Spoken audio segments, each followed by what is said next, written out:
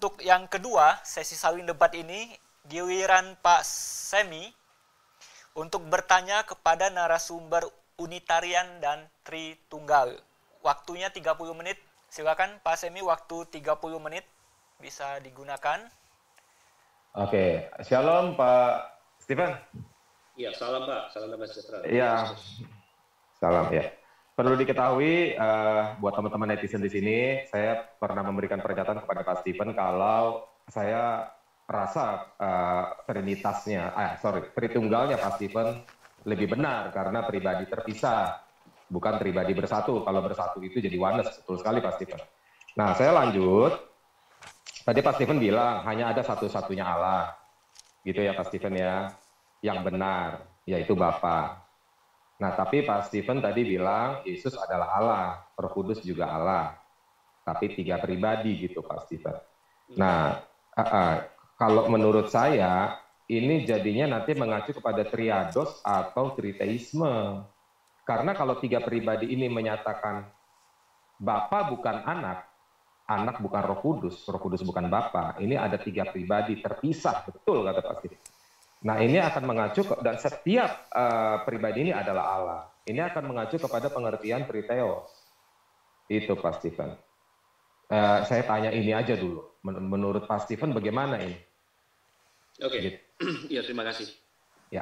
Disitulah letak kesalahpahamannya bahwa Tritunggal justru mengajarkan bahwa ketiga pribadi ini eksis sebagai satu Allah. Artinya mereka satu hakikat, satu esensi, ya. 3 pribadi, satu esensi. Gitu. Nah, mereka bertiga, 3 pribadi ini ya, adalah tiga-tiganya disebut Allah, tetapi dinyatakan bahwa Allah itu satu. Nah, apakah ini mau dikatakan seperti apa ya? Sulit untuk mencari padanannya di dunia ciptaan karena memang pencipta itu unik. Tetapi mengapa saya percaya bahwa mereka adalah pribadi yang bisa dibedakan satu dengan yang lain? Ya, karena memang namanya pribadi itu memiliki sense of self. Gitu. Jadi kalau misalnya satu pribadi terhadap pribadi yang lain, saya menyatakan saya, kemudian terhadap pribadi lain, engkau atau kamu, pada pribadi lain lagi, dia. Gitu. Dan di dalam hubungan antara Bapa, Putra, dan Roh Kudus, kita melihat interaksi itu. Kita melihat di dalam Alkitab, Yesus Kristus berhubungan dengan Bapaknya dalam hubungan aku dan engkau. Bapa berhubungan dengan Putra dalam hubungan aku dan engkau. Dan mereka berbicara tentang Roh Kudus, dia, dan lain sebagainya. Jadi dari situ kita melihat ada interaksi antar pribadi. Tetapi Alkitab tegas mengatakan itu satu Allah. Jadi kembali kalau dibilang triados atau triteisme dan sebagainya, ya. Itu disangkal oleh Tritunggal, bahwa tidak, kita hanya percaya satu Allah. Karena itu kata Alkitab. Oke. Pak Stephen bilang Tritunggal, terus ada kata Trinitas ya Pak. Kalau menurut pengertian saya Pak, itu kan terdiri dari 2 suku kata ya. Trinitas, Tritunggal.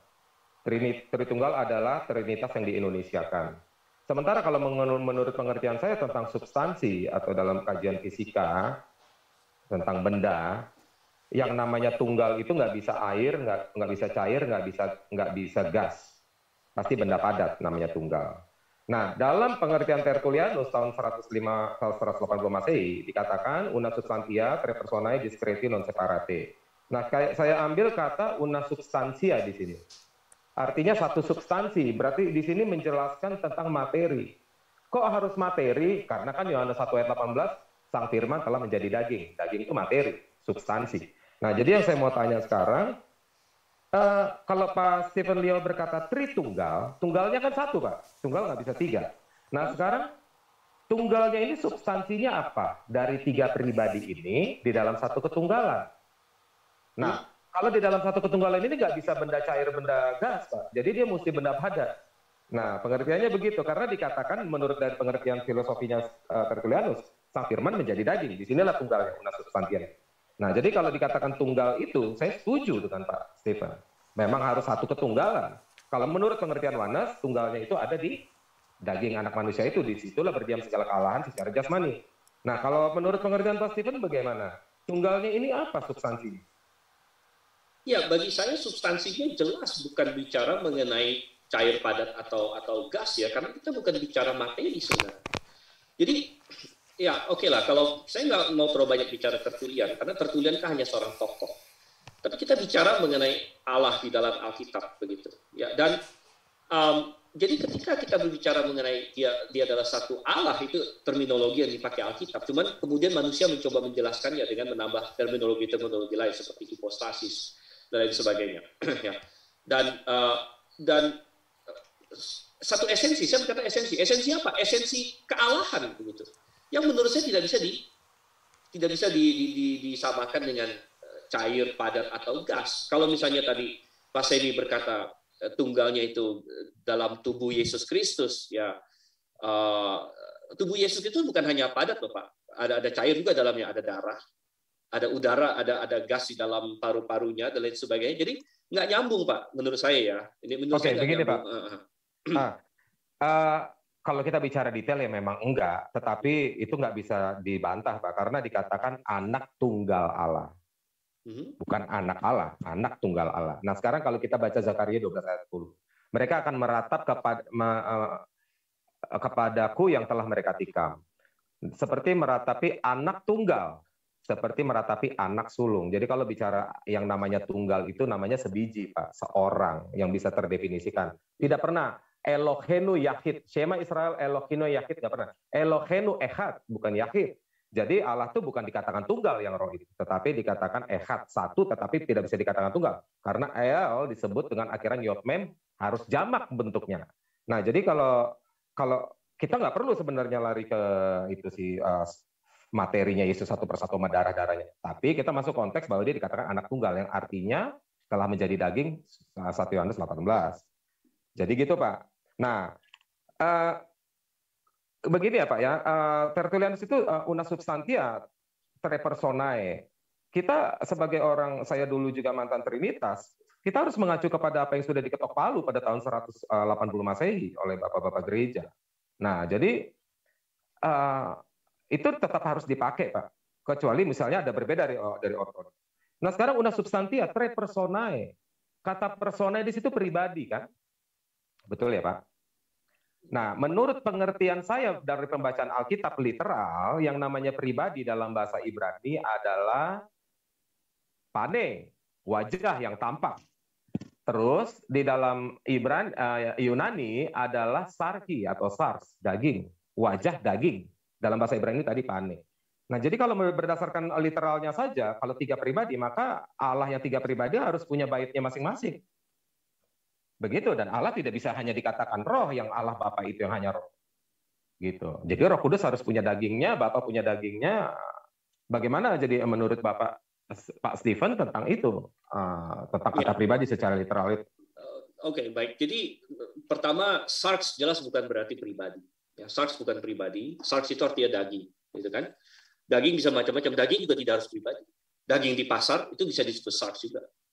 Seperti yang Paulus katakan, misalnya kalau kamu membeli daging di pasar atau lain sebagainya, pokoknya daging apapun bisa sarx. Gitu.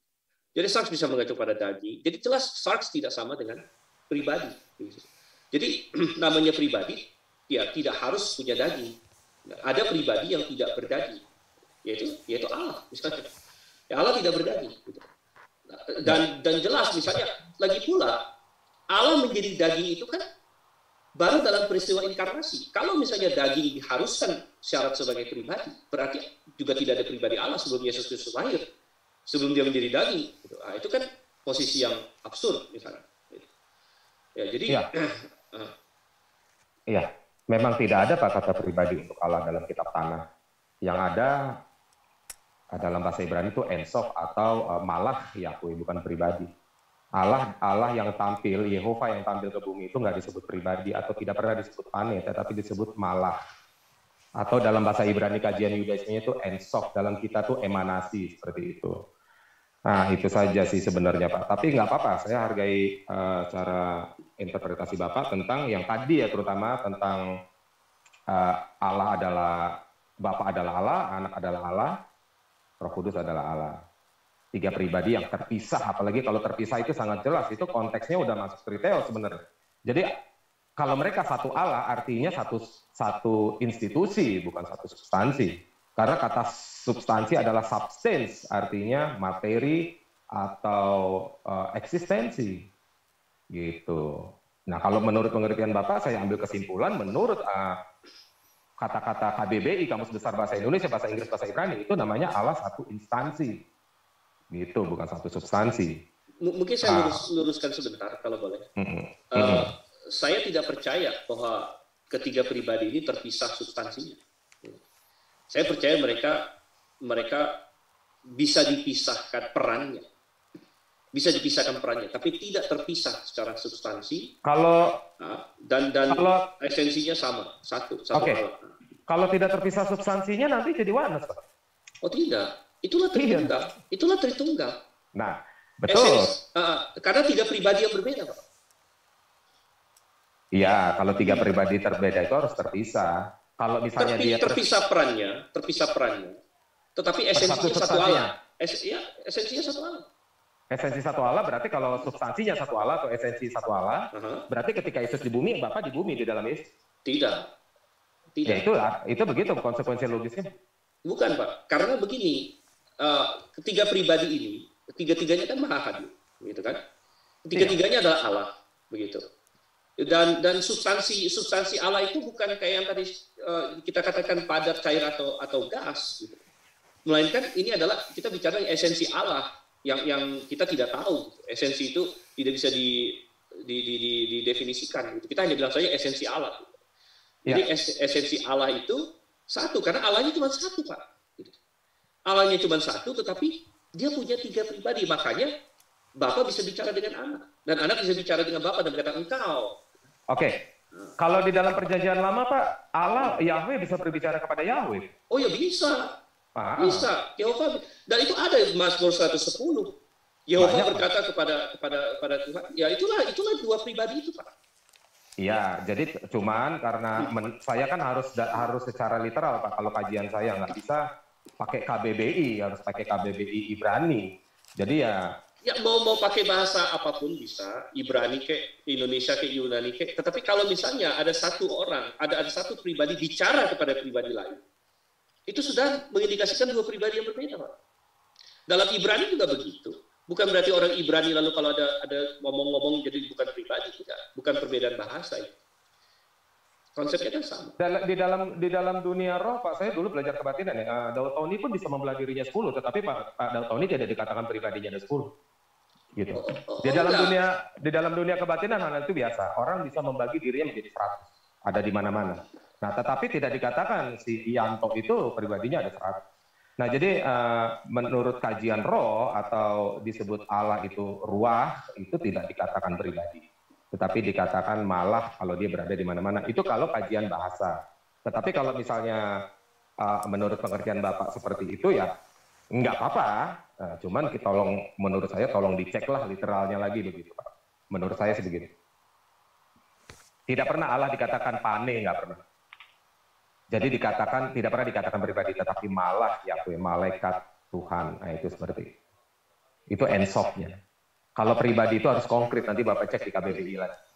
Justru tadi malak itu juga Bapak angkat itu menarik. Karena malak itu berarti memang ada yang mengutus, ada yang diutus. Betul. Benar. Ada yang diutus dan ada yang mengutus. Gitu.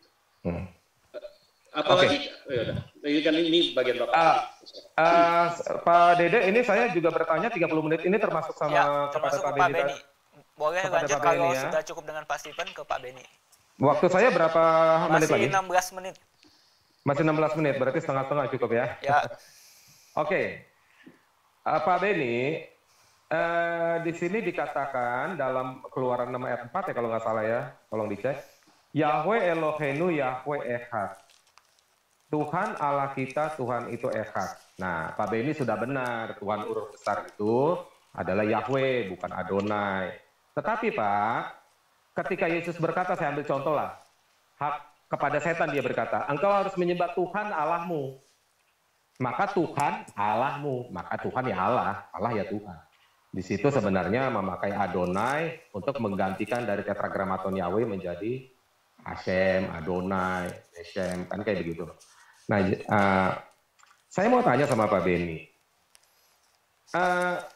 Langsung aja ya Pak Beni, memang agak nggak nyambung sih dari penjelasan saya. Di Zakaria 12 ayat 10, ini juga sebenarnya buat Zakaria 12:10. Zakaria 12 ayat 10. Ini juga buat teman-teman Trinitarian ya, buat Pak Stephen. Ini agak mengerikan Pak ayat ini. Dibacakan aja Pak. Oke, saya bacakan. Aku akan mencurahkan roh pengasihan dan roh permohonan atas keluarga Daud dan atas penduduk Yerusalem, dan mereka akan memandang kepadaku, bukan kepada dia, yang telah mereka tikam. Dan akan meratapi dia, berganti kepada orang ketiga tunggal, gaya bahasa Sandi Atmo, seperti orang meratapi dia yang tunggal, bukan anak tunggal, tidak ada kata eben. Itu dibacakan Ibrani adalah Hayahid. Dan akan menangisi dia dengan pedih, seperti orang menangisi dia yang sulung, atau sang sulung, Habekhor, dalam bahasa Ibraninya. Jadi, di sini, dan mereka akan memandang kepadaku yang telah mereka tikam. Ku di sini adalah Yehova. Bisa dibaca di ayat 9 dan 8. Itu berdasarkan Ibrani ya Pak ya? Karena Ibrani asli. LAI pakainya kepada dia kan? Iya, nanti Bapak Dede silakan cek di NASB, KJV, NKJV, NIV, semuanya itu they will looking on me, bukan on him. Oke, lanjut Pak. Cuman LAI kita seperti itu. Nah, waktu saya berdiskusi dengan Pak Mangapul Sagala, Yohanes tidak pernah mengutip seperti itu. Tetapi di sini dikatakan di Yohanes 19 ayat 37, dan ada pula nas yang mengatakan mereka akan memandang kepada dia yang telah mereka tikam. Lagi-lagi kata dia ini tidak ada, yaitu sebenarnya aturannya mereka akan memandang kepada yang telah mereka tikam. Whom they pierce. Jadi saya mau tanya sama Pak Beni dan juga mungkin buat Pak Stephen. Di sini bahwa jelas dinyatakan bahwa Bapak itu sendiri yang tertikam. Ya. Zoom ini. Ya, moderator, admin, tolong di mute. Ya, Pak Semi. Sebentar. Oke. Tadi suara saya dengar? Oke, dengar. Jadi bagaimana dengan Zakaria 12 ayat 10 ini, dan Yehova sebagai juru selamat itu memang benar-benar tertikam berdasarkan Zakaria 12 ayat 10, dan bukan anak tunggal, tetapi dia yang menjadi tunggal, sesuai dengan Yohanes 1 ayat 18. Tidak ada orang pernah melihat Allah, tetapi Allah yang menunggal, Allah yang dilahirkan. Tidak ada kata huios.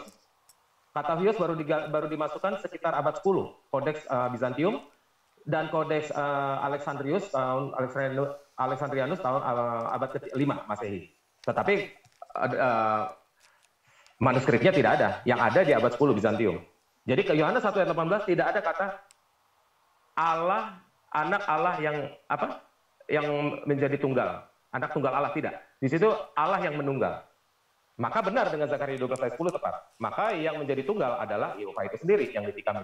Nah, bagaimana menjelaskan ini, Pak Beni dan Pak Stephen? Saya rasa Pak Beni dulu deh.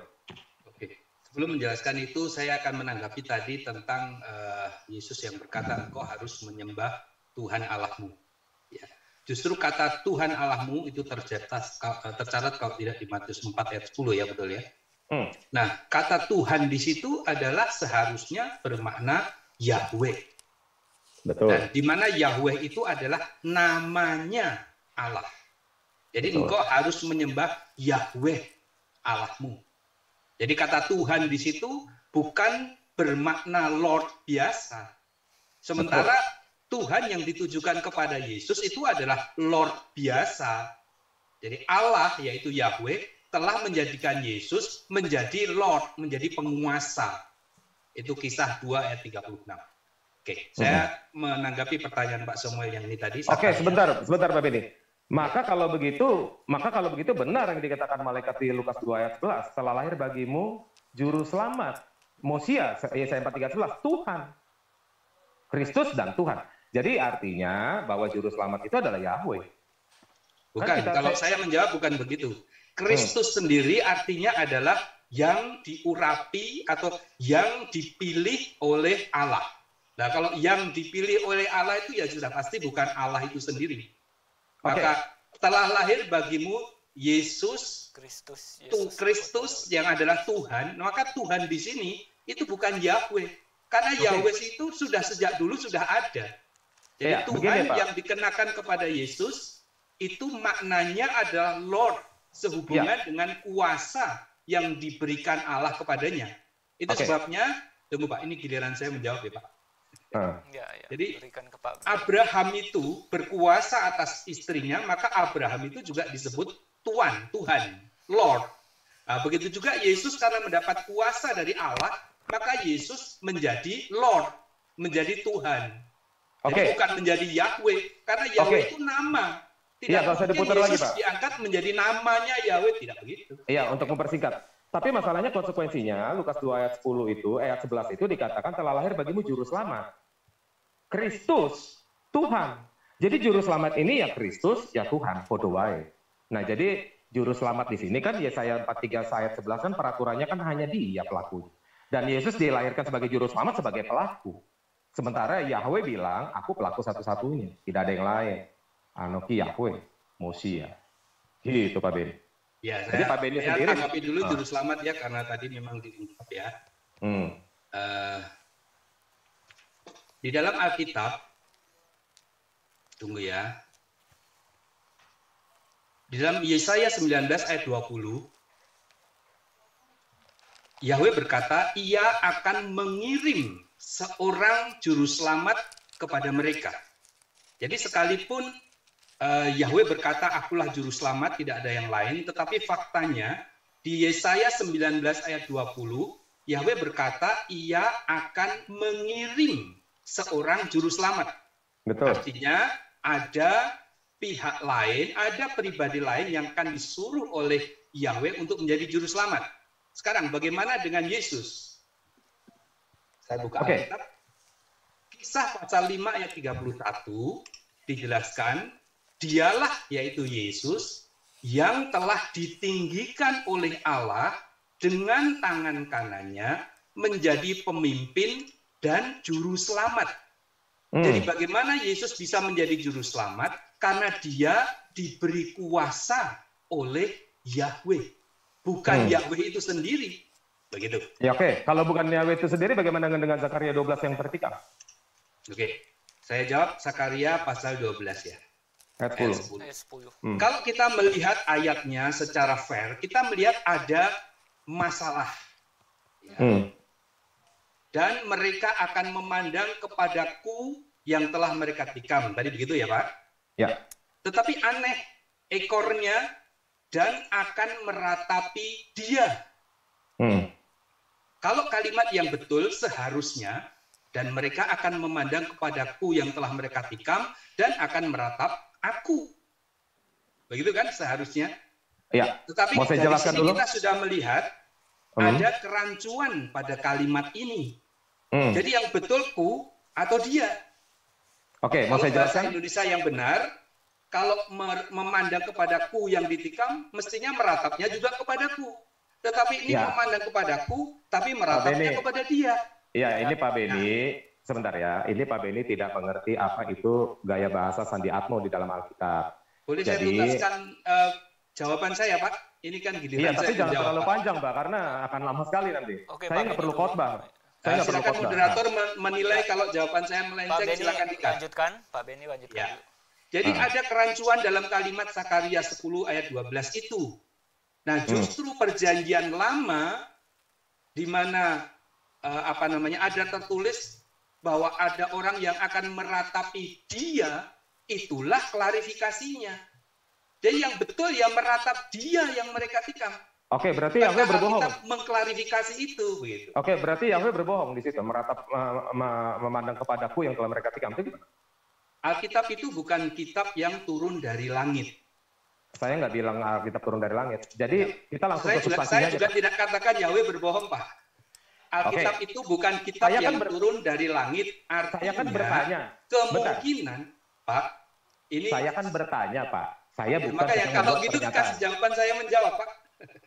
Loh, bukan. Ya, Anda bisa. jangan seromen falasi. Saya kan bertanya, jadi Yahweh berbohong. Ya, Nah, kalau Pak tadi Benny. Bapak bilang langit turun dari langit, saya nggak pernah mengatakan itu benar karena itu bukan suatu pertanyaan gitu loh. Ya, sekarang saya menjawab. Silakan. Ya. Alkitab Silakan. itu bukan kitab yang turun dari langit. Karena Alkitab bukan kitab yang turun dari langit, maka bisa saja terjadi kesalahan. Apakah kesalahan penulisan, apakah kesalahan pengutipan, apakah kesalahan interpretasi. Nah, dalam hal ini saya sudah menunjukkan kitab itu ternyata memang ada kesalahan penulisan. Nah, bagaimana seharusnya yang benar? Yang benar terklarifikasi di kitab Perjanjian Baru bahwa seharusnya bukan ku tetapi dia. Oke, sebentar Pak. Sebentar Pak. Jadi Bapak tuduh Zakaria 12:10 ini salah? Ya. Oke. Saya jelasin dulu ya Pak ya. Jadi kalau di dalam kitab Perjanjian Baru, Bapak hanya tugasnya bertanya Pak kalau menjelaskan. Nanti kan tadi Anda juga begitu tadi. Masa saya nggak boleh? Silakan Pak Moderator. Oke, Pak Semi lanjut. Iya. Jadi tadi ke Pak Stephen juga begitu. Masa saya nggak boleh? Jangan standar ganda lah. Jadi ketika Yohanes berkata, Yohanes ini penulis kitab Yohanes itu, Injil Yohanes. Aku melihat dia sebagai murid yang dikasihi Yesus. Yohanes menunjuk dirinya bukan dengan ku, tetapi dengan dia. Itu namanya gaya bahasa Sandi Atmo. Nanti tolong Bapak pelajari dulu gaya-gaya bahasa itu yang dipakai oleh Alkitab. Sama Matius juga begitu. Aku melihat dia sebagai pemungut cukai yang sedang berdiri di bawah pohon. Matius menuliskan dirinya sendiri, bukan menunjuk dirinya ku. Nah sekarang di sini sudah ditegaskan di Zakaria 12:10. Jadi ini hal biasa Pak, soal Sandi Atmo itu hal biasa. Mungkin Bapak Denny belum pernah tahu. Nah jadi di sini Zakaria 12:10 ini sudah tegas, memandang kepadaku yang telah mereka tikam. Dan Yesus berkata, akulah dia. Dan telah ditulis Yothe Vavhe. Yesus Nazarenus Rex Iudarium, dia menyatakan dirinya, lihat tangannya, lihat pakunya. Nah, jadi kalau Pak Benny menyatakan ini salah tulis, sebenarnya ini LAI yang salah menerjemahkan ini. Nah, sekarang kenapa di sini berganti kepada dia? Untuk menceritakan bahwa saya komplain dengan aturan ini, Pak Moderator. Oke, gimana Pak Benny? Saya komplain dengan apa yang terjadi saat ini. Jadi tadi kan Anda menegaskan ini adalah giliran untuk bertanya. Dan yang ditanya itu menjawab. Ya. Oke, Pak Denny. Pak, sebentar caranya. Pak Dedi. Maaf, saya ketat dengan aturan ya Pak. Saya belajar di sini. Sekarang Pak Semi ada mau bertanya baru kepada Pak Benny. Sebentar dulu. Saya ini sudah sering sekali berdebat dengan Pak Benny, standar ganda. Sekarang saya tanya Pak Stephen. Tadi ada nggak dia melakukan seperti yang saya lakukan? Mohon maaf Pak Semi dan Pak Benny, waktunya ini tinggal 2 menit lebih. Untuk yang Zakaria 12 ayat 10, ya, silakan. Saya anggap sudah selesai saja karena Pak Benny mengatakan itu ada kesalahan dalam tapi Pak Semi sudah mengatakan ini perbedaan cara pandang pakai Sandi Atmo tadi itu sudah cukup clear bagi kami penonton. Sekarang mungkin lanjut ke pertanyaan baru Pak jika ada. Iya, jadi menurut saya pertanyaan kalau dijawab dengan ini salah tulis dan tidak bisa menjelaskan seperti itu namanya belum selesai menjawab seperti itu. Nah, jadi sekarang saya langsung ke Yohanes 1 ayat 1.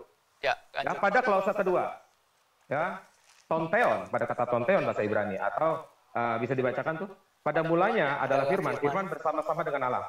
Firman itu adalah Allah. Maka tonteon di situ adalah firman yang bukan Allah yang pertama, betul? Ya, kepada Pak Benny. Kepada Pak Stephen dulu. Kepada Pak Stephen dulu. Pak Stephen. Ya. Pertanyaannya gimana Pak?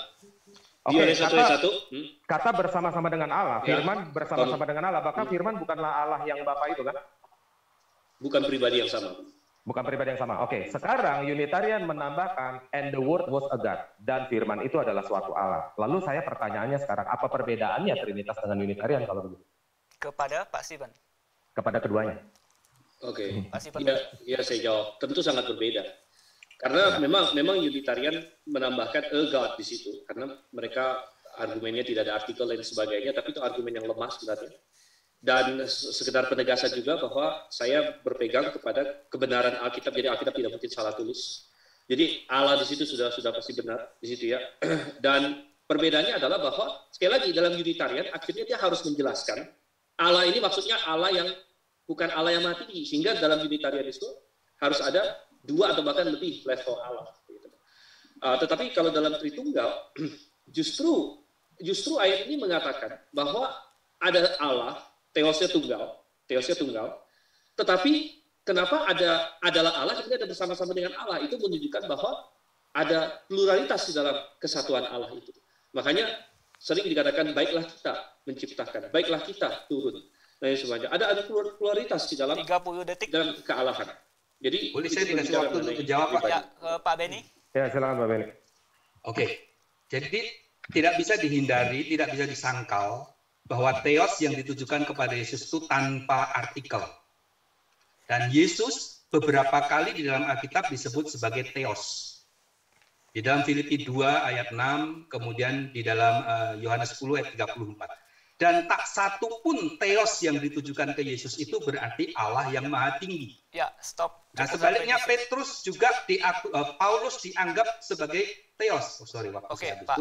Waktu habis. Nggak apa-apa, nanti dielaborasi di next. Oke. Waktu 30 menit sudah selesai untuk narasumber Pak Semi bertanya kepada Pak Stephen dan Pak Benny. Sekarang giliran 30 menit sebelum nanti kita akan istirahat 5 menit. 30 menit ini kita lanjutkan sekarang, di mana Pak Stephen, Trinitarian, bertanya kepada pihak Unitarian dan Sabellian. Mohon bertanya dan narasumber lain menjawab, bertanya dan menjawab, demikian seterusnya. Silakan Pak Stephen, 30 menit. Oke, baik. Jadi Kepada Pak. Ya, pertama-tama saya akan bertanya kepada Pak Benny dulu, yang dari Unitarian ya. Begitu. Baik, Alkitab mengatakan bahwa kita hanya boleh menyembah Allah. Kita tidak boleh menyembah yang lain. Begitu. Tetapi jelas juga bahwa Yesus disembah. Yesus disembah, Yesus menerima penyembahan. Dan bahkan Allah Bapa juga menyatakan bahwa Yesus harus disembah. Bahwa semua malaikat harus menyembah dia. Misalnya Ibrani 1 ayat 6 dan lain sebagainya. Ada banyak ayat yang bisa kita lihat. Jadi dengan ini sebenarnya sangat jelas bahwa Yesus memiliki kedudukan yang sama dengan Bapa. Bagaimana Anda menjawab? Baik, saya mengutip Matius 4 ayat 10 penjelasannya Yesus. Engkau harus menyembah Allahmu dan hanya kepadanya engkau berbakti. Ya, saya mencoba membuka sedikit bahasa aslinya.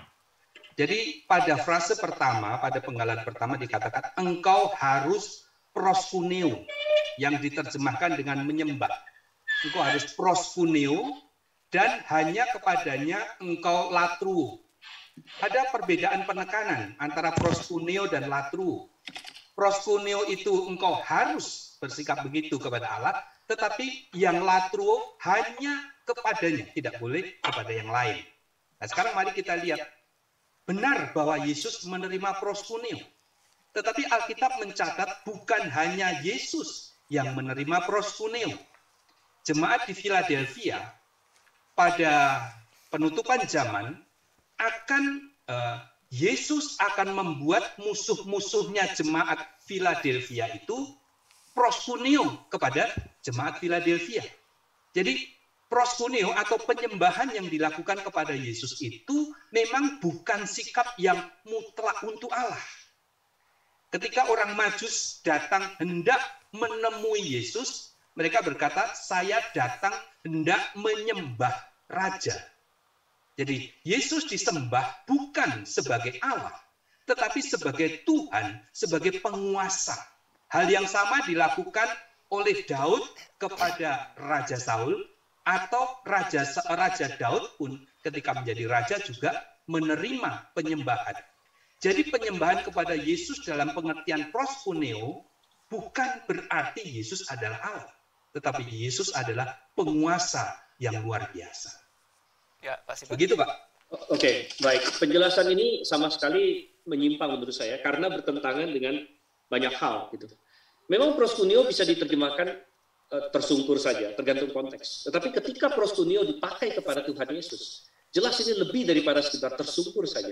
Karena ini kita bukan bicara mengenai masalah orang yang fisik bahkan. Bahkan dikatakan di dalam Ibrani 1 ayat 6, bahwa semua malaikat Allah harus menyembah dia. Harus menyembah dia. Dan penyembahan ini adalah penyembahan yang sama yang diberikan kepada Allah Bapa. Makanya coba Bapak jelaskan kalau begitu. Kalau misalnya karena argumen tadi Pak Benny kan bahwa penyembahannya beda gitu ya antara penyembahan kepada Bapa dengan penyembahan kepada Yesus. Tapi coba jelaskan kalau begitu, kenapa di dalam Yohanes 5 ayat yang ke-23 dikatakan bahwa semua orang harus menghormati putra sama seperti menghormati Bapa. Jadi level penghormatan yang diberikan kepada putra harus sama dengan yang diberikan pada Bapa. Itu berarti penyembahannya levelnya sama. Ya. Sehingga itu semua masuk di sini. Pak Beni. Iya, saya tidak menganggap itu sebagai level yang sama, tetapi sikap menghormati yang sama. Jadi pernah pula Yesus berkata, siapa yang menerima engkau berarti menerima aku, yang menolak mereka berarti menolak aku. Demikian juga Yesus berhak mendapatkan penghormatan sama seperti orang menghormati Bapa. Tetapi itu bukan berarti levelnya sama, melainkan tetap harus menghormati Yesus karena Yesus adalah utusan Bapa. Sebab kalau tidak menghormati utusan, maka sama seperti tidak menghormati yang mengutusnya. Yang menolak kita berarti menolak yang mengutusnya, begitu prinsipnya. Ini banyak orang menghormati Yesus dengan cara berbeda. Misalnya, mungkin murid-muridnya menghormati dia sebagai guru saja. Ada orang-orang yang menghormati Yesus sebagai nabi saja. Jadi ada banyak orang, ada orang yang bilang, oh Yesus itu saya hormati sebagai orang yang baik saja. Tetapi tidak cukup sampai di sana, itu yang Alkitab ingin katakan. Alkitab mengatakan bahwa semua orang menghormati anak sama seperti menghormati Bapa. Dan kalau misalnya Pak Beni tadi mengatakan latreo, sebenarnya latreo juga ada dipakai kepada Tuhan Yesus. Yaitu di dalam Wahyu pasal 22 ayat 3, di mana tahta Bapa dan tahta anak domba dijadikan satu, dan kemudian manusia, semua hambanya harus latreo kepada dia. Jadi latreo pun muncul kepada Tuhan Yesus sebenarnya di sini. Oke, saya jelaskan. Jadi tentang proskuneo tadi saya sudah bisa tunjukkan ayatnya bahwa proskuneo itu tidak hanya melulu untuk Allah. Sekarang tentang latreo, Wahyu 22 ayat 3. Wahyu 22 ayat 3 ini syarat masalah. Bahkan semua ayat yang menganggap Yesus menjadi Allah itu penuh dengan masalah. Nah, di mana masalahnya? Mari kita lihat Wahyu 22 ayat 3 pelan-pelan. Ada tahta Allah dan anak domba akan ada di dalamnya dan mereka akan beribadah kepadanya. Kalau di dalam bahasa Inggris, mereka akan worship bukan them, tetapi him. Jadi him itu jelas adalah kata ganti orang tunggal, bukan jamak. Nah, him ini siapa? Him ini kalau kita lihat di dalam Wahyu pasal 22 ayat yang keempat, ada penjelasannya. Mereka akan melihat wajahnya. Wajah siapa yang akan mereka lihat? Kalau wajahnya Yesus, saya rasa ini tidak terlalu signifikan karena wajah Yesus itu sudah pernah dilihat orang banyak. Tetapi akan lebih signifikan jika wajah yang dilihat adalah wajah Bapa. Kenapa? Karena memang tak seorang pun melihat wajah Bapa. Kemudian, dan namanya akan tertulis di dahi mereka. Nama siapa yang tertulis di dahi? Nah, Alkitab bahasa Indonesia, tunggu saya cari ayatnya. Alkitab bahasa Indonesia menuliskan dengan buruk tentang, mohon maaf ya, saya cari ayatnya ya.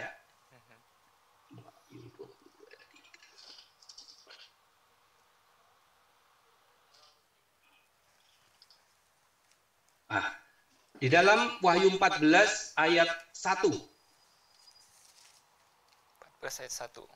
Ya, di dalam bahasa Indonesia yang tertulis di dahi itu adalah namanya, yaitu namanya Yesus dan nama Bapanya. Tetapi di dalam King James tertulis bahwa yang tertulis di dahi itu adalah nama Bapaknya. Tidak ada namanya. Oke, saya potong sebentar ya Pak ya. Karena saya lihat di sini, tadi Bapak bilang bahwa nya di sini mengacu pada Bapak karena tadi mereka melihat wajahnya. Jadi kalau melihat wajah Yesus kurang spesial katanya tadi kan, harus melihat wajah Bapak di situ. Tetapi ini bertentangan Pak, karena Alkitab berkata bahwa tidak seorang pun bisa melihat Bapak. Tidak seorang pun bisa melihat Bapak. Jadi wajah yang dilihat di sini justru tidak mungkin wajah Bapak karena manusia tidak bisa melihat wajah Bapak. Ya. Dan ini sudah pasti adalah wajah Yesus Kristus sehingga latreo di sini jelas pasti mengacu kepada Yesus Kristus. Oke. Ayo. Oke, saya jelaskan ya. Yesus memang pernah berkata tidak seorang pun pernah melihat Bapa pada saat Yesus di dunia. Ya, jadi saat itu tidak ada orang yang pernah melihat Bapa. Tetapi Yesus berkata juga di Matius 5, kalau engkau suci hatinya, engkau akan melihat Allah. Nah, kisah di dalam Wahyu pasal 22 ini, peristiwanya jauh setelah umat itu ada di dalam surga. Maka mereka bisa melihat Allah. Jadi saya simpulkan sebentar Pak ya. Jadi menurut Bapak tidak pernah melihat Allah, tidak bisa melihat Allah itu hanya saat Yesus di bumi. Sedangkan kalau sudah ke depannya bisa melihat Allah gitu kan. Jawaban Bapak ya, betul. Gitu kan. Tetapi betul. Ini bertentangan dengan 1 Timotius pasal 6. Kalau saya bukakan 1 Timotius 6 ayatnya yang ke 1 Timotius 6 saya bacakan ayatnya yang ke 16. Perhatikan, dikatakan seorang pun tidak pernah melihat dia, itu tidak pernah melihat dia. Kemudian ke depannya juga nggak bisa, karena dikatakan dan memang manusia tidak dapat melihat dia. Jadi dengan tegas dikatakan manusia tidak bisa melihat dia, sedangkan yang tadi Bapak sebutkan di Matius pasal 5 bahwa manusia akan melihat Allah, itu justru mengacu kepada Yesus Kristus nanti dalam kemuliaannya begitu. Itu sangat tegas sekali. Ya, jadi jadi justru poin ini saya justru menegaskan itulah Allah Bapa yaitu Yahweh yang tidak pernah dilihat oleh orang ketika Paulus menyampaikan hal ini. Tetapi apa yang terjadi di Wahyu 22 itu sungguh sangat berbeda. Kenapa berbeda? Karena manusia yang berdosa sudah diubahkan. Nah, ketika manusia yang berdosa itu sudah diubahkan, maka mereka bisa melihat Allah. Seperti janji Yesus, kalau engkau suci hatinya, engkau akan melihat Allah. Nah, inilah waktunya di mana manusia melihat Allah ketika suci hatinya dan ketika sudah diubahkan di dalam kerajaan surga. Sebentar, Pak. Di dalam 1 Timotius pasal 6 tidak dikatakan hanya pada saat Paulus menuliskannya. Kalau seperti itu mah nggak usah semuanya juga, kalau penafsiran Alkitab seperti itu segala macam juga bisa kacau Pak. Kalau misalnya saya berkata bahwa tidak ada jalan keselamatan selain Yesus Kristus. Oh, hanya pada saat itu ditulis, nanti belakangan ada jalan lain selain Yesus Kristus. Itu penafsiran jadi kacau balau. Jadi satu ayat kita tidak bisa karena bertentangan dengan teologi kita. Kita tidak bisa lalu berkata, oh itu hanya berlaku saat itu saja gitu. Ayat ini dengan tegas-tegas mengatakan seorang pun tidak pernah melihat dia dan memang manusia tidak dapat melihat dia. Itu suatu pernyataan absolut, bukan suatu pernyataan yang pada saat saya tulis ini saja gitu. Memang manusia tidak bisa melihat dia, itu sangat tegas sekali. Dan jadi saya melihat bertentangan begitu. Lagi pula, saya justru melihat begini Pak. Alkitab mengatakan tertulis di Yohanes 1 ayat 18 tidak ada seorang pun pernah melihat Allah. Tetapi Yesus berkata, kalau engkau suci hatinya, engkau akan melihat Allah. Jadi ada satu periode waktu di mana keadaan yang tidak pernah melihat Allah itu akan berakhir. Karena orang akan bisa melihat Allah. Hanya harus dipenuhi hal-hal tertentu yang diisyaratkan di Alkitab. Maaf itu bertentangan dengan 1 Timotius 6 ayat 16. Ya, setidaknya saya sudah jawab. Saya kembali ke Wahyu 22 tadi Pak ya. Enggak. Sekarang saya ini saya tanya yang lain lagi deh Pak. Sini ya. Saya tuntaskan 1 menit Pak untuk Wahyu 22 ayat 3 tadi Pak. Oke, coba. Jadi latruo yang ada di Wahyu 22 ayat 3 itu bukan ditujukan untuk Yesus, tetapi ditujukan untuk Bapa. Worship Him, bukan worship them. Begitu. Oke, baik. Jadi sekali lagi itu bertentangan dengan 1 Timotius 6 yang dikatakan bahwa manusia tidak bisa melihat Bapa, jadi wajah di sini adalah Yesus Kristus. Kemudian saya masih belum ini ya. Sebenarnya tadi Bapak bilang bahwa proskuneo bisa ini macam-macam dan sebagainya. Tergantung konteks Pak. Tergantung konteks. Ada banyak sekali proskuneo dipakai kepada malaikat dan lain sebagainya. Malaikat menolak. Dan itu pakai proskuneo, bukan memakai latrio. Ketika misalnya Yohanes proskuneo kepada malaikat menolak. Kalau proskuneo itu bebas kepada siapa saja sebebas-bebasnya, malaikat tidak akan menolak dan lain sebagainya. Tetapi jelas bahwa proskuneo juga bisa mengacu kepada penyembahan yang hanya kepada Allah. Bisa ya. Walaupun proskuneo bisa juga dipakai pada yang lain. Sedangkan jadi kita melihat di sini bahwa yang kepada Yesus Kristus jelas bahwa semua malaikat Allah harus menyembah Dia bahkan di situ. Sehingga pertanyaan lebih lanjutnya lagi kepada Pak Beni adalah bahwa Yesus Kristus ya dikatakan bahwa segala kepenuhan keilahian berdiam di dalam Dia, ya. Dan bahwa Dia adalah pencipta segala sesuatu, sedangkan Jehovah berkata bahwa Dia adalah satu-satunya pencipta. Jadi bagaimana Bapak menjelaskan Yehova adalah satu-satunya pencipta? Yesaya 44 ayat 24. Ya tentu kita bukan bicara pencipta mobil, pencipta apa ya, tapi pencipta langit dan bumi. Yehova satu-satunya pencipta, Yesaya 44 ayat 24. Dengan Yesus sebagai pencipta dalam Kolose 1 ayat 16 dan di berbagai tempat lainnya. Oke, saya jelaskan. Tapi sebelumnya saya mengutip Matius 2 ayat 2 tentang proskuneo tadi. Di manakah dia raja orang Yahudi yang baru dilahirkan itu? Kami telah melihat bintangnya di timur dan kami datang untuk menyembah Dia. Yang akan disembah oleh orang Majus ini bukan Allah tetapi raja orang Yahudi. Oke. Jadi proskuneo itu bukan hanya untuk Allah. Kemudian pertanyaan yang berikutnya ini tadi mengenai penciptaan. Betul ya Pak ya? Penciptaan ya? Ya. Yehova adalah satu-satunya pencipta menurut Yesaya 44 ayat 24. Oke. Seharusnya pertanyaan ini justru mengusik Trinitarian. Karena di Yesaya 44 ayat 24 itu dikatakan seorang diri. Nah, kalau seorang diri itu tentunya satu pribadi. Seorang diri itu tidak mungkin tiga pribadi. Nah, justru pertanyaan ini seperti bumerang kepada Trinitarian. Kalau dikatakan seorang diri, kemana dua pribadi yang lain? Ya. Sedangkan bagi Unitarian hal ini tidak masalah. Sama seperti ketika Allah berkata juru selamat itu hanya Dia, tetapi faktanya Allah mengirimkan perantara untuk menyelamatkan. Demikianlah dengan penciptaan. Memang Allah lah sumbernya, kemudian Allah mengirimkan perantara yaitu Yesus menjadi perantara penciptaan. Itu tertulis di 1 Korintus 8 ayat 6. Bagi kita satu Allah yang daripadanya berasal segala sesuatu, lalu satu Tuhan yaitu Yesus yang olehnya segala sesuatu dijadikan. Kemudian Ibrani 1 ayat 2, melalui Yesus Allah menciptakan alam semesta. Jadi Yesaya 44 ayat 24 itu menunjukkan bahwa Bapa atau Yehova adalah sumber satu-satunya sumber penciptaan. Sementara posisi Yesus yang tidak diceritakan di Perjanjian Lama adalah sebagai perantaranya. Jadi peran Yesus di dalam Perjanjian Lama memang tidak diekspos, Pak. Oke. Yang diekspos hanya Allah Bapa saja. Itu sebabnya orang Yahudi tidak percaya kepada Yesus karena mereka hanya percaya PL. Peran Yesus dalam Perjanjian Lama sudah diekspos dengan sangat jelas sekali. Yaitu ketika Allah berkata dalam Kejadian 1:26 bahwa baiklah kita menciptakan manusia, itu jelas lebih dari satu pribadi di situ.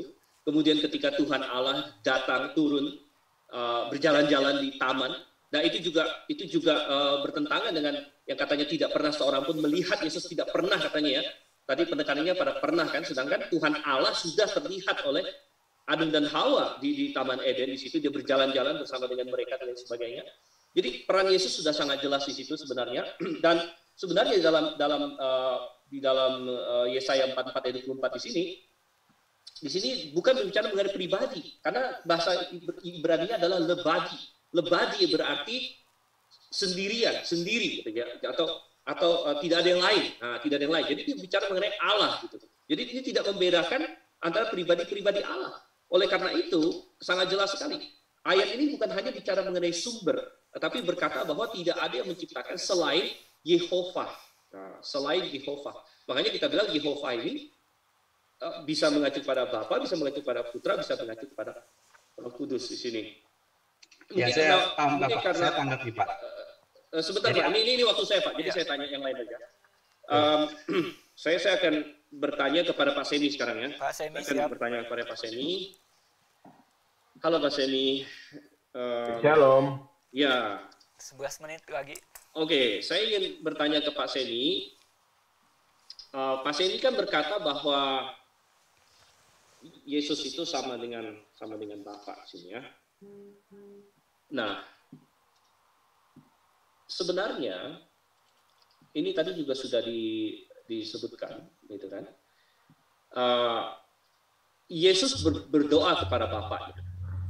Ya, Roh Kudus juga bisa berdoa kepada Bapa di sini. Di dalam Roma 8 ayat 26. Kemudian di dalam Yohanes 17 jelas sekali bahwa pribadi Yesus berdoa kepada Bapa. Jadi kita melihat di sini tidak mungkin seseorang itu berdoa kepada dirinya sendiri. Ya, Pak Semi. Ya, suara saya dengar? Oke. Ya, tadi sudah saya jelaskan itu bahwa Yehova itu di kejamakannya itu dia berbicara kepada sesama Yehovanya sendiri, karena Allah itu disebut Roh dengan gelar L bentuk jamak yaitu Elohim. Ini saya lagi buka aplikasi, mungkin gambar saya berhenti ya, tapi suara saya dengar ya? Dengar. Oke, saya buka ayatnya, nanti Pak Stephen catat ya, ini penting sekali. Salah satu kasus di mana Yehova berbicara kepada Yehova itu ada di Keluaran 34 ayat 5 dan 6. Pak Stephen catat, nah ini saya bacakan ayatnya ya. Oke Pak, saya sudah tahu ayat itu Pak. Yang tadi Yehova bicara sama Yehova. Justru poin saya adalah itu justru sama dengan yang di Yohanes 17. Jadi pertanyaannya jadi sama, mengulang kepada Bapak bahwa itu berarti dan bukan hanya bicara, tadi kalau di Keluarannya bicara. Ini berdoa bahkan. Berdoa meminta sesuatu dalam Yohanes gitu kan. Berdoa itu apa bedanya dengan bicara? Etimologinya mesti dicari, kata doa itu dari bahasa apa? Jadi berdoa artinya adalah berbicara kepada yang tidak dilihatnya atau tidak nampak. Itu berdoa. Itu aja. Tapi kata kerjanya tetap sama-sama berbicara, verbal. Itu berdoa. Berbicara kepada sesuatu yang tidak dilihat. Ya, jadi kenapa seseorang mau meminta sesuatu kepada dirinya sendiri? Ya. Memohon kan? Yesus memohon kepada Bapaknya. Ya. Jadi ketika Yehova berseru kepada Yehova, dia menyatakan atau memuji Yehova itu sendiri. Sama saja. Ya, kalau itu pribadi yang berbeda masuk akal, Pak. Tapi kalau misalnya pribadinya itu juga jadi lucu, jadi aneh. Bahwa pribadi yang sama meminta kepada pribadi yang sama. Yehova juga anak manusia, betul ya, Pak? Bapak akui itu nggak Yehova anak manusia? Ya, Yehova salah satunya adalah Yesus Kristus, benar. Anak manusia, ya. Jadi ketika dia meminta kepada Bapa, dia menyatakan bahwa daging meminta kepada Bapa. Karena dia sudah menjadi daging, Yohanes 1 ayat 18, Yohanes 1 ayat 14, dia meminta kepada Bapa. Nah, Yesus ini hanya daging saja atau pribadi, Pak? Iya, pribadi ya daging kalau Bapak bertanya kepada saya yang seorang oneness. Karena pribadi dalam... Bukan, kalau daging kan bisa ada songgok daging di jalan, misalnya Bapak beli daging. Oh bukan bicara itunya Pak. Ya, daging kan ini bisa benda mati aja kan? Bukan, maksudnya begini, bukan pengertian seperti itu. Maksudnya ketika dikatakan anak manusia, dia manusia secara daging. Karena begini ya Pak ya, di dalam teks Ibrani. Jadi Yesus itu pribadi gitu ya? Iya, anak manusia adalah pribadi. Yang berbeda dari Bapa, yang berbeda dari Bapa kan? Oh sama. Sama. Bapak jadi dia sendiri yang kan tadi Bapak pakai ayat tuh, di dalam dialah segala kepenuhan Allah berdiam secara jasmani. Berarti dia Bapak itu sendiri di dalam. Jadi Bapak minta sama Bapak gitu. Iya. Sama seperti Yehova bersuruh kepada Yehova untuk menyatakannya. Bahkan di Ibrani 1 ayat 8 dikatakan tentang anak. Dia berkata, Allah berkata bahwa tahtamu ya Allah. Dia berkata kepada anak tuh Allah, tahtamu ya Allah. Itu masuk akal kalau misalnya memang pribadinya berbeda, Pak. Kalau pribadinya sama itu jadi nggak masuk akal sama sekali menurut saya. Iya, tapi kan tadi Bapak memakai narasi bahwa itu tidak masuk akal. Justru yang masuk akal itu Trinitas. Iya, yang tidak masuk akal. Sekarang Bapak standar ganda nih. Ya, justru sangat masuk akal dalam pikiran manusia paham Yunani filsafat bahwa itu anak berbicara kepada Bapa. Itu menurut akal manusia, tetapi menurut Tuhan itu seperti itu. Allah berbicara kepada Allah. Nah, tetapi Bapak bilang menjelaskan Allah yang transenden atau misalnya Allah tidak masuk akal, memang tidak masuk akal. Tapi sekarang Bapak bilang sendiri tidak masuk akal. Justru Trinitas malah yang masuk akal manusia. Gimana? Bukan begitu. Jadi kalau kita lihat di sini, enggak gini. Maksudnya jadi nggak nyambung gitu malah. Iya kan nggak nyambung. Enggak. Begini. Kiki bilang begini, nggak nyambung sama sekali. Bagaimana misalnya? jadi kenapa dia memohon kepada dirinya sendiri? Kenapa seseorang memohon kepada dirinya sendiri? Gitu. Iya. Jadi di sini saya jawab sekali lagi, nggak usah diulang ya Pak. Jadi Yesus menjadi anak manusia. Aduh. Pak Semi, out atau enggak? Atau Pak Sivan lanjut ke Pak Beni dulu? Ya sebenarnya saya masih mau melanjutkan pertanyaan ke Pak Semi tadi. Pak Semi ada sayang sekali. Pak Semi. Ini bahwa bukan saja mereka berbicara satu dengan yang lain, bahkan dikatakan Yesus akan pergi kepada Bapa. Jadi Yesus bisa pergi kepada Bapa. Kalau Yesus adalah Bapa, bagaimana Yesus bisa pergi kepada Bapa? Gitu. Maka Yesus adalah Bapa kok pergi kepada diri sendiri, kan jadi lucu gitu ya. Tapi kalau memang koneksinya putus, berarti saya balik ke Pak Beni lagi sebentar kalau gitu. Bagaimana moderator? Ya. Bisa disambungkan atau tidak? Oke, ke Pak Beni. Oke, saya ke Pak Beni lagi ya. Oke.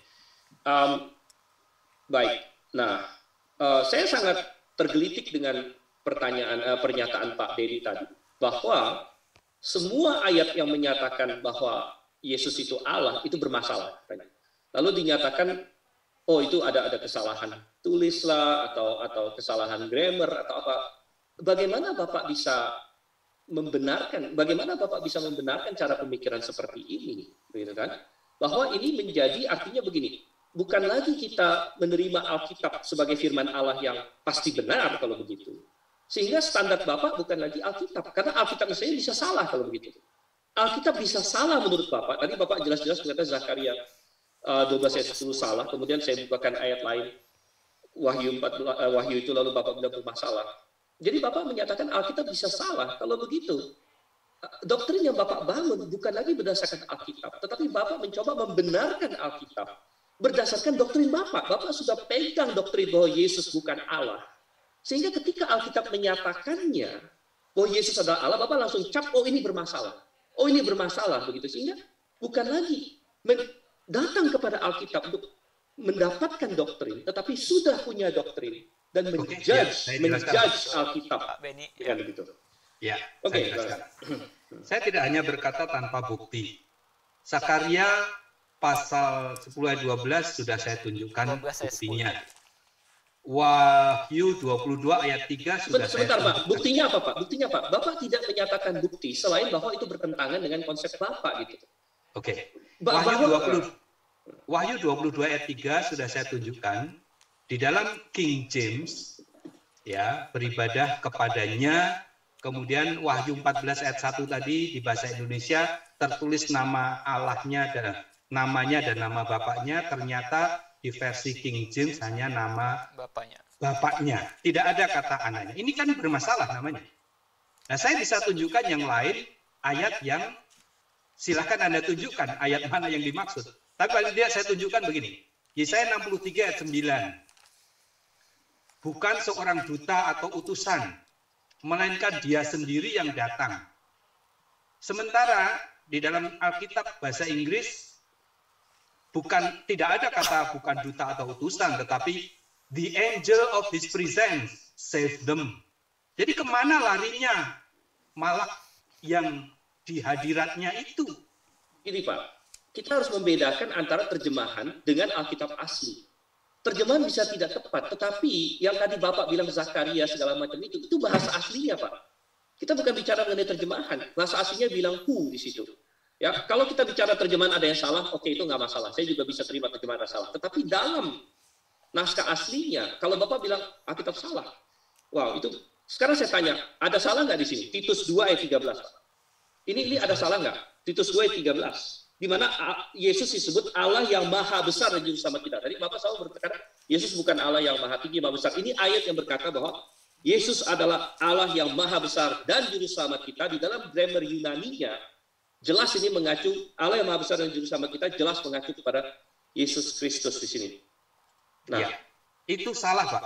Nah, salah lagi. Salahnya adalah peletakan tanda koma. Seharusnya kemuliaan Allah yang maha besar, koma, dan juru selamat kita, Yesus Kristus. Jadi Allah yang maha besar itu bukan Yesus Kristus. Oke, sekarang saya tanya, Bapak tahu letak komanya mau taruh di mana, dari mana? dari seluruh konteks Alkitab ini, Pak. Jadi begini, saya jelaskan, Pak ya.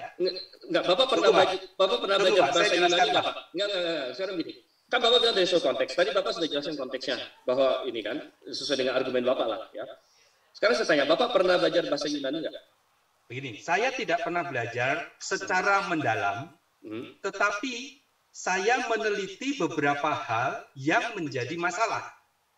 Sekarang dalam bahasa Yunani tidak ada tanda baca. Maka saya kembali kepada konteksnya. Kita lihat Titus 1 ayat 1.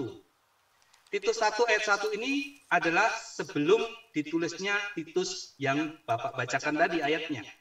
Nah, di awal suratnya, Rasul Paulus sudah menegaskan dari Paulus, hamba Allah, dan Rasul Yesus Kristus. Jadi dengan tegas, Rasul Paulus itu mengidentifikasi Allah dan Yesus sebagai pribadi yang berbeda. Maka tidak mungkin di pertengahan ayat itu kemudian menjadi rancu Allah sekaligus Yesus. Oke, saya potong karena waktu saya hampir habis ya. Oke, jadi begini Pak, justru bahasa Ibrani memberitahu kepada kita bahwa formanya sudah benar. Ya.